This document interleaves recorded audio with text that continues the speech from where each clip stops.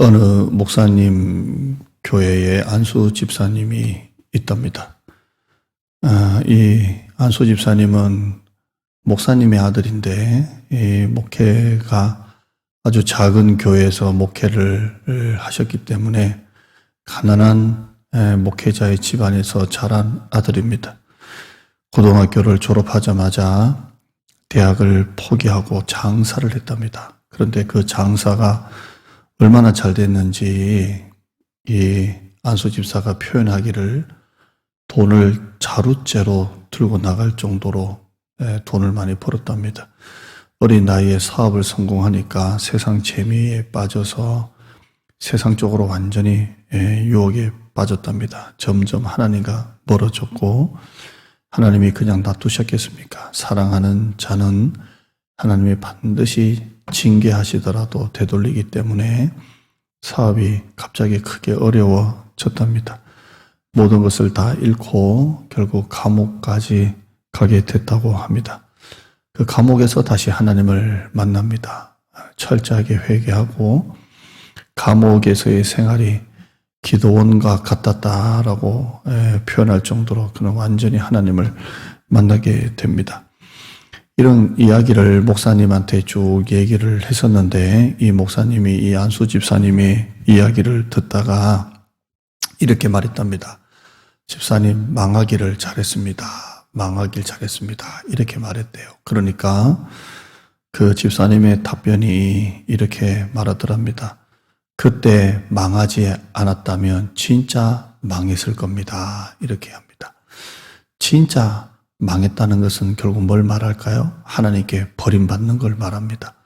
그때 망했으니까 다시 하나님을 만났지, 그때 망하지 않았으면 진짜 망할 뻔했습니다. 하나님께 버림받을 뻔했습니다. 이 말입니다.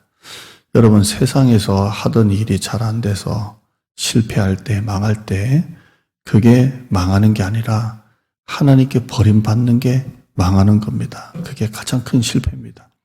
아무리 세상적으로 성공하고 아무리 잘나고 목회자 입장에서 목회가 아무리 크고 잘 돼도 사울처럼 하나님께 버림받는 게 가장 큰 실패인 겁니다. 세상적으로 성공했다고 해서 다 복이 아닙니다. 세상적으로 아무리 성공해도 하나님께 버림받으면 망하는 겁니다. 망하는 거죠.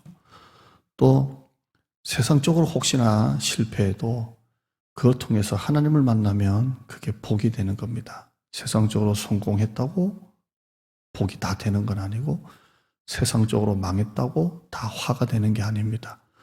또 다르게 하면 세상적으로 성공해서 하나님 앞에 정말 쓰임받으면 그 인생이 복된 인생입니다.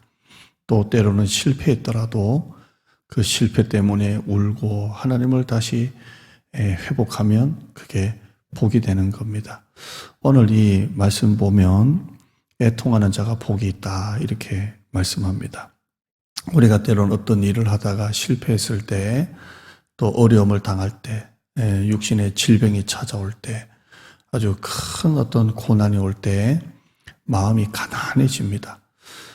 그때만큼 마음이 가난해질 때가 없습니다. 마음이 가난해질 때 하나님 앞에 나가서 기도하고 말씀 보고 찬양하다 보면 애통함이 내 속에 확 이렇게 올라오는 것을 볼 때가 있습니다.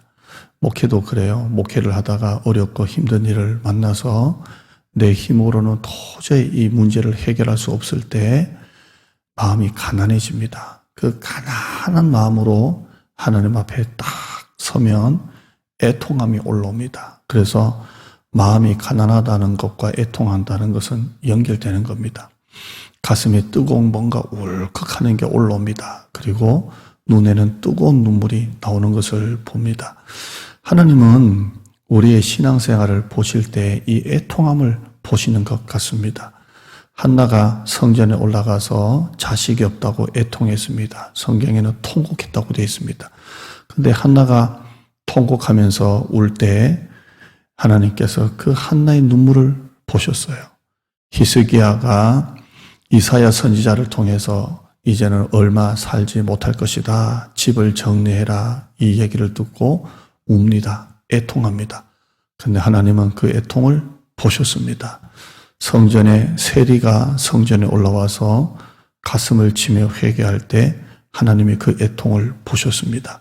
세상적으로 보면 우는 사람이 실패한 사람처럼 보입니다. 그런데 하나님은 우는 사람을 기뻐하십니다. 우는 사람을 하나님이 만나주십니다.